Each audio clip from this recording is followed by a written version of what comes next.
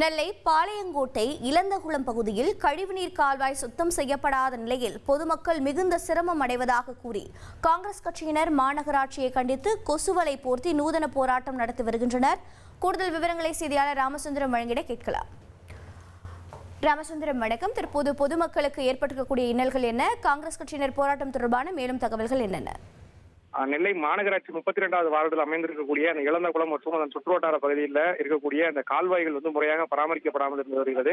அதன் காரணமாக அந்த கால்வாய் முழுவதும் கழிவுநீர் தேங்கி குப்பைகள் தேங்கி கொசுக்கடி அதிகமாக இருப்பதாக அப்பகுதி மக்கள் தொடர்ந்து புகார் தெரிவித்து வருகிறார்கள். இது தொடர்பாக மாமன்ற உறுப்பினர் 32வது வார்டு மாமன்ற உறுப்பினர் அனுராதா சங்கரபாண்டியன் தொடர்ந்து மாநகராட்சியிடம் இந்த சம்பந்தமான கோரிக்கையை கொடுத்தும் எந்த விதமான நடவடிக்கை எடுக்கவில்லை என கூறி அவரும் நெல்லை மாநகர் மாவட்ட காங்கிரஸ் கமிட்டி தலைவர் சங்கரபாண்டியன் உள்ளிட்டோரும் இணைந்து காங்கிரஸ் கட்சியினர் பொதுமக்கள் என திரளானோர் அந்த பகுதியில் இன்றைய தினம் கொசுவலை போர்த்தி கழிவுநீர் கால்வாயில் இறங்கும் போராட்டத்தை அறிவித்தார்கள். இந்த நிலையில கொசுவலை போர்த்தி கழிவுநீர் கால்வாயில இறங்குவதற்காக முயற்சி செய்த போது அங்க மாநகராட்சி அதிகாரிகள் உடனடியாக விரைந்து வந்து அவங்களோட ஒரு பேச்சுவார்த்தை நடத்தினார்கள். உடனடியாக கால்வாய் சீரமைக்கப்படும், சீரமைத்து உடனே அந்த கால்வாயை சரி செய்யப்படும், இரண்டு புறமும் கான்கிரீட் கால்வாய் அமைத்து சரி செய்யப்படும் என கோரிக்கை வைத்தார்கள். கோரிக்கையை உடனடியாக நிறைவேற்றுவதாக சொல்லியிருந்தார்கள். ஆனால் இதே போன்று கடந்த முறையும் போராட்டம் நடத்தப்பட்டது. போராட்டம் நடத்திய போது காவல்துறையினரோடு மாநகராட்சி அதிகாரிகள் பேச்சுவார்த்தை நடத்தினீர்கள். ஆனால் எந்த விதமான நடவடிக்கையும் எடுக்கவில்லை.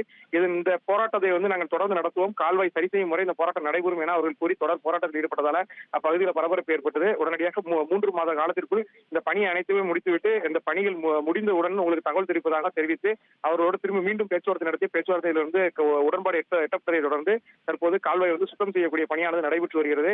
இருந்த போதிலும் கொசுவலை போர்த்தி அந்த பகுதியில் காங்கிரஸ் கட்சியினர் தர்ணா போராட்டத்தில் ஈடுபட்டது அப்பகுதியில் சிறிது நேரம் பரபரப்பை ஏற்படுத்தியது.